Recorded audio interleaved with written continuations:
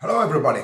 So today I'm going to be covering a few questions that I've been asked quite a few times over the years of me getting into life coaching and personal development. And these questions are really important because unless you understand really why I do what I do and what's inspired me to start doing videos and to come online and to expose myself to this type of lifestyle, it's very difficult. Let me just move this a bit more. It's very difficult for people to understand. Really good question I get asked quite a lot is why I got into self-development. And I've wrote these questions out because, I get asked this a lot. Why I got into self-development. Okay, let me just fill this in really as detailed as I can, but in the most compressed way as I can. I got into self-development because I felt like there was fundamentally something more than what I was actually seeing at the time. And I've told a story in the past. I had a crazy moment when I was younger. I was out partying and I took a drug called MDMA, and I was in the middle of the dance floor. And I seen all of these people hugging and happy and loving each other. And I had an idea. I said, what if there was something I could learn, some system I could learn that could help people to untap their natural ability to accept people more wholeheartedly without having to take a drug to do this. And I thought to myself, there must be some information out there. So over years of talking, me being a hairdresser at the time, talking to my clients about how I felt about the world and how I felt about myself and how I wished the world would be. One of my clients told me I should look into Buddhism and Zen Buddhism. So I started reading quite a bit of Buddhism. And from Buddhism, I went into reading many different formats of things I heard mentioned in Buddhism. One of them was CBT. I read a book called Overcoming Low Self-Esteem. I can't remember who it was by, and it was a CBT book. And my brother had it at home, and it was amazing. I loved the concept, the idea. It really helped me to understand. They were talking about bottom lines and how we look at ourselves and different ways we judge ourselves, and how we can change this viewpoint to actually be kinder to the way we approach ourselves on a daily basis. So I started to realize that there was something more than just the spiritual connection, because I do see myself as a deeply connected individual. I'm love all of the ancient Ayurvedic systems and Indian systems, and I've read a load of stuff by a guy called Osho, which a lot of people have seen. They've looked at this thing, Wild Wild Country, this recent video that was out a while ago.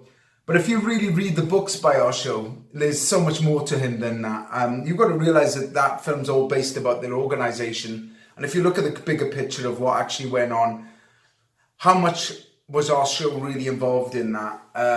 Sadly, there's a great comment here, and we've always got to remember this, and please try and drill this into your head. This is a great comment. Even the nicest people with the best intentions can make really bad decisions. And if we can remember that, we tend to not judge people so quickly and try to think that they're a bad person because they made a bad decision. The best people in the world can make bad decisions. I don't condone the decisions some people make. We have to take responsibility for those, but we also have to realize that sometimes we do stuff and we regret it as soon as we've done it.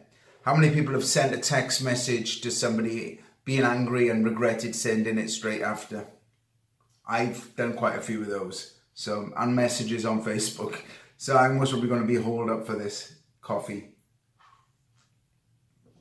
Oh, that's good. Okay. So I got into self-development. The word self-development actually says it all, to develop oneself. So I got into self-development to develop myself so I could try and understand what this word enlightenment meant.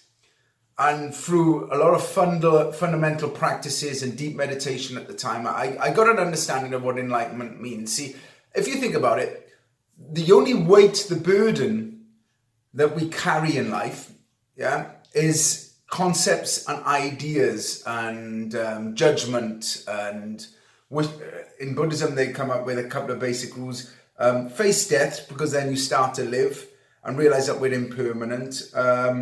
Don't wish yourself out of a bad situation or cling up to a good situation, because you're only going to create misery. Just don't make it worse than what it is. Don't try and make it better than what it is. Just see it as it is and enjoy it for what it is, no matter how good or bad it is. So we've got death. Don't wish yourself out of a bad situation. And the third and final one, which everybody knows, is to be in the moment. Now that comes through the practice of mindfulness. So I looked at all of these fundamentals and tried to understand what enlightenment was. And enlightenment is really, if you're practicing being in the moment, and to be mindfulness of where you are all of the time. If you're mindfulness of where you are, you're going to have a lot more awareness of what's going on around you. See, if you've got a lot more awareness of what's going on around you, what's that going to do? Well, that's going to help you to see what's going on around you. And as you see what's going on around you, you can react to it. So I've said in a past cast quite a while ago about being like a tennis player. See, a tennis player, the idea of a tennis player is, if I pick this card up, is to be somewhere in the middle here. See, this is the net, and this is where the tennis player wants to be. Because then if the ball's hit over here, he's only going to travel that distance, that distance, that distance, or that distance. It's the same distance wherever he needs to travel. But if we're being biased, or we're over-loving some situation, or we're trying to avoid misery, or we're running away from our problems, we're never in the middle of the court. So when something good comes to happen, if we're all the way over here in running away or in misery, we're not able to see the love and the happiness or the good stuff over here. We're not able to get to it because when we're so far away from it, we can't see it. This is called like the pendulum effect in life. So we're always pulling ourselves, away from things that we don't want. So running away from truth pulls us away from happiness. And that's what I said in one of my things. Shit, someone has ignored truth. So what it actually means is someone is ignoring their truth as well. They're running away from it. And if we can't face our own truth, then what truth can we face?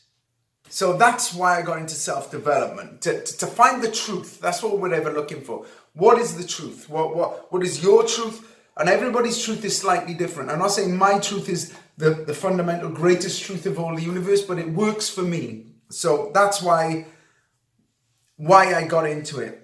Another question I get asked, I often say I love what I do, and people say, well, why do you love what you do? Because it is difficult. The reason why I love what I do is because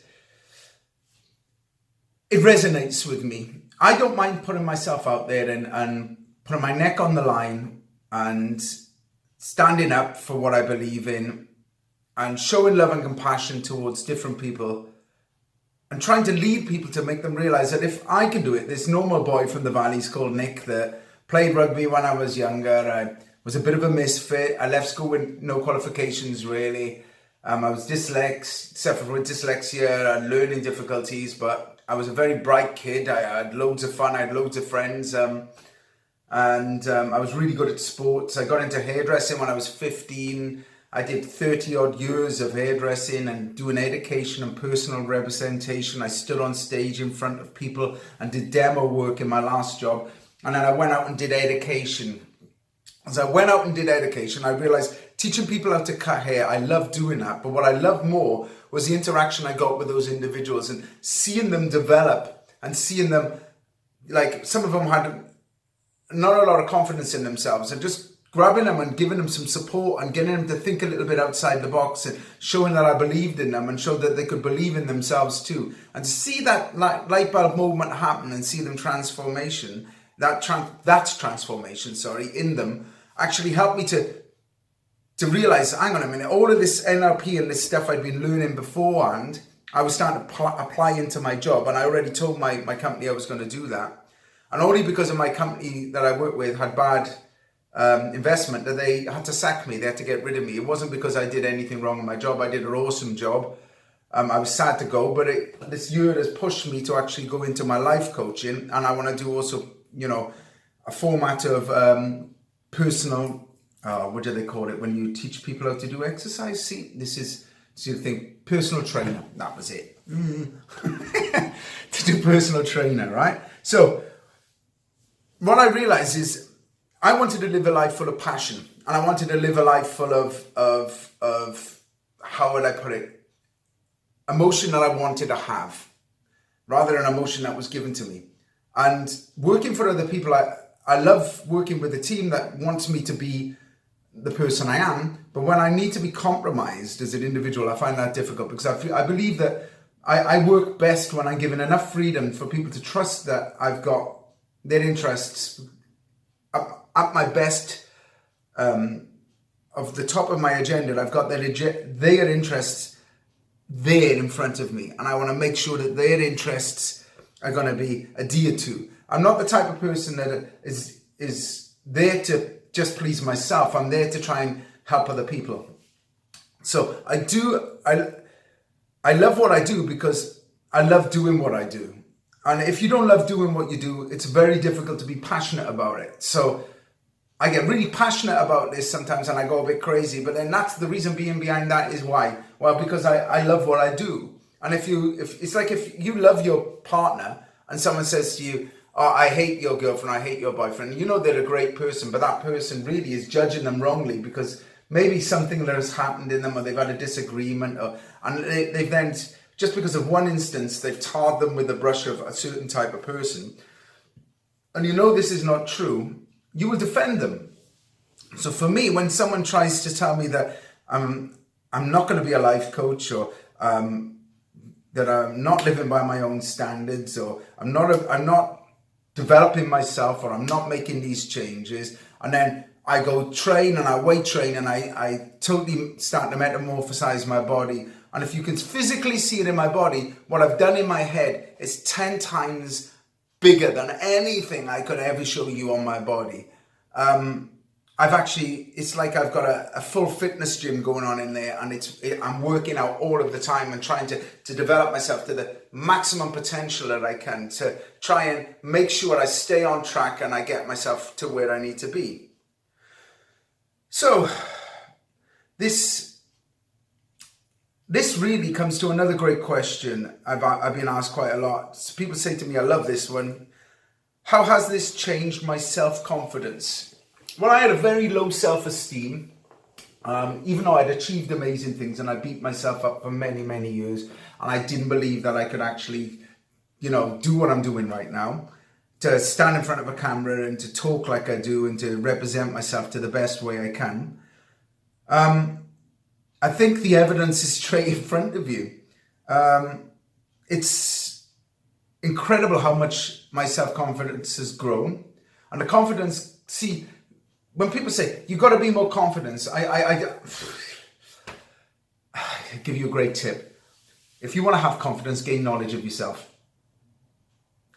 It's all about the knowledge, man. If you really want to get confidence in yourself, right? Look at gaining knowledge in yourself. Because the more knowledge you have of yourself, of what your capabilities are, right? And I'm not talking about right now, if you're unconfident, you're not going to believe in yourself. What you're going to really need to do is to stretch those capabilities. So you've got to work on your potential, and you've got to take action. And it is going to be an uncomfortable experience. But see, are you comfortable with being insecure? Are you comfortable with being, self-defeating? Are you comfortable with being unhappy? Or would you be more comfortable with transforming yourself? See, self-confidence doesn't come just because you think you're good at something. True self-confidence comes from knowing you can achieve something. And you can only know you can achieve something by doing it. So the self-development has taught me that you've got to fake it till you make it. And that's what I started doing when I first started doing my video series.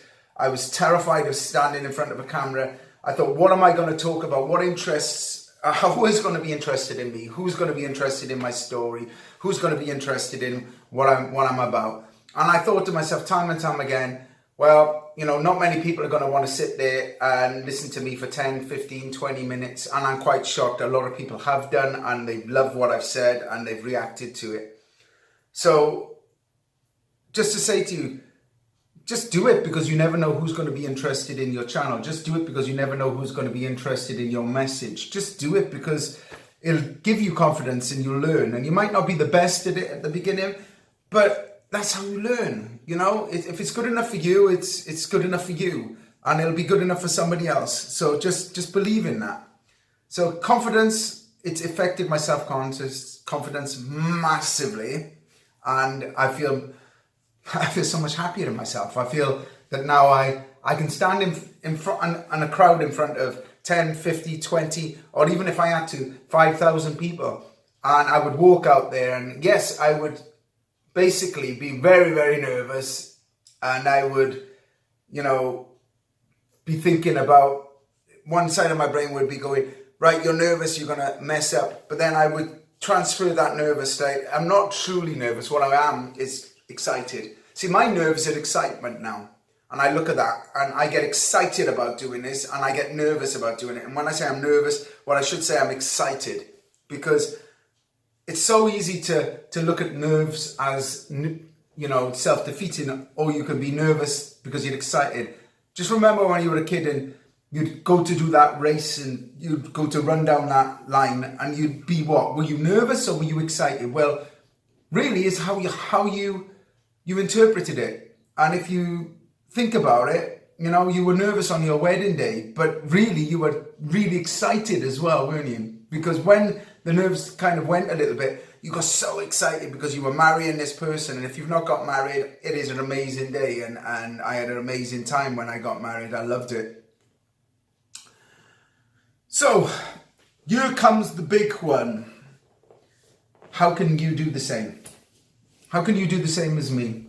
How can you apply what I've done? Because I've taken the long pathway. It's taken me over 20 odd years, if not longer.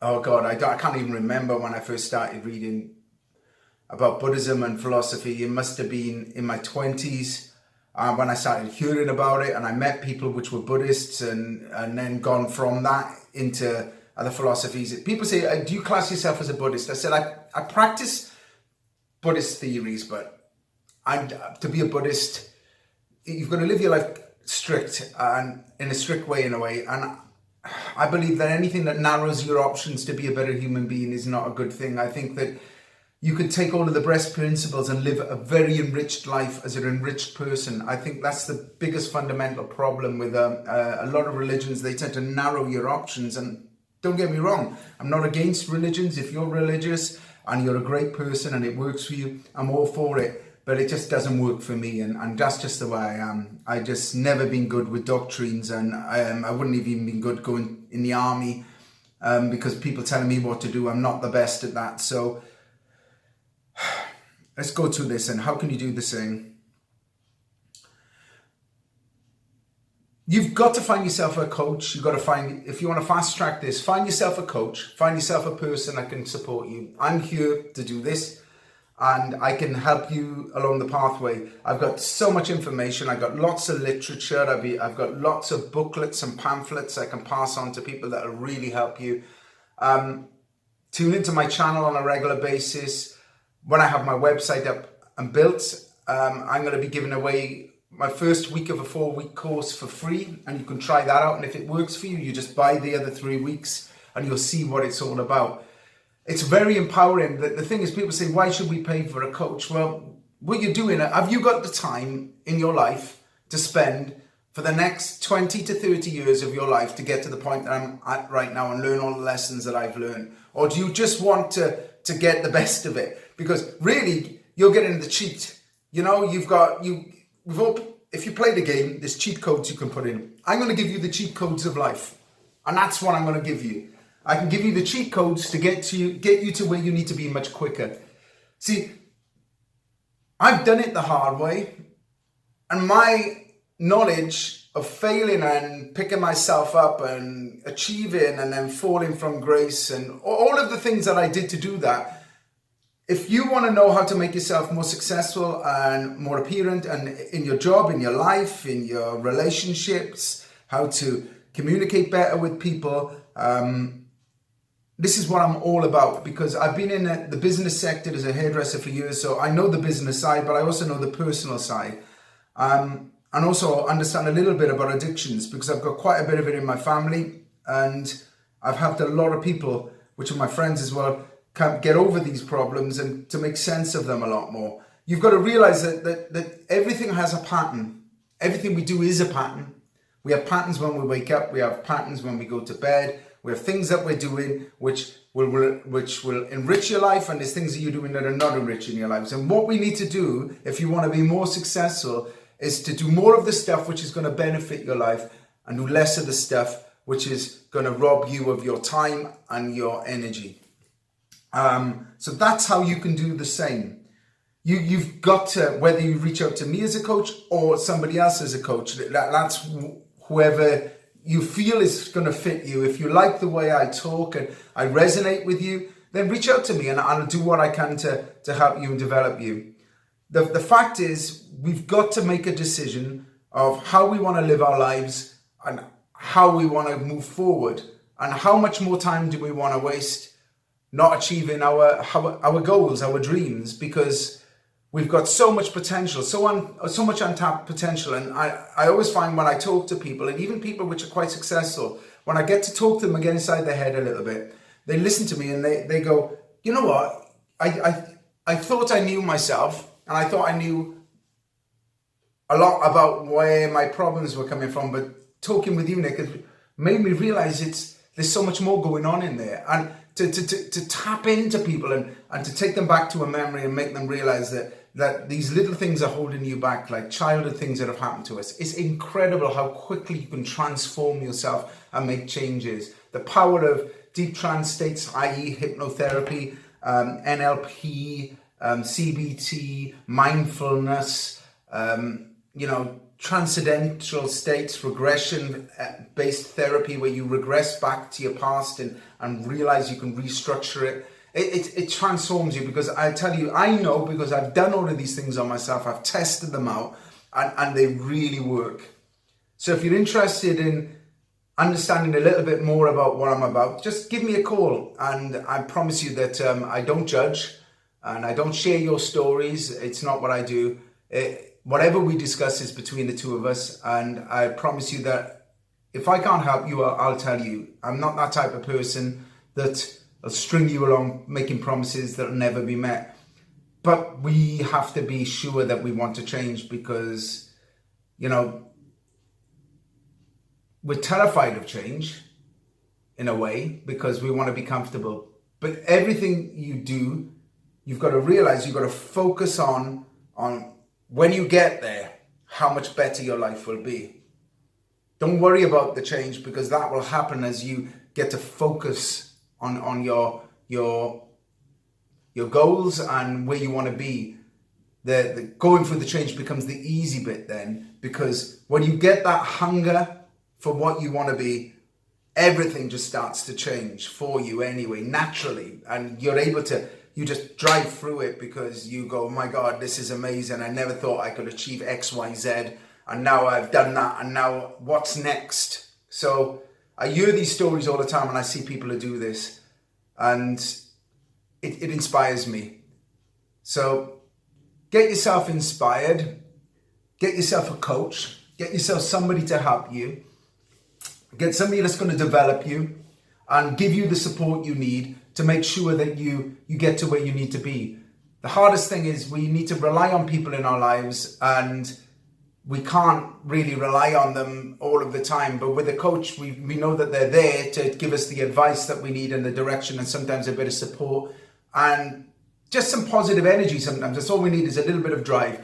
You do all the work, obviously, but I'm always there just to give you that little bit of a shove. And that's what a coach is all about. Just to give you that direction, to give you that support, and to help you to achieve your goals.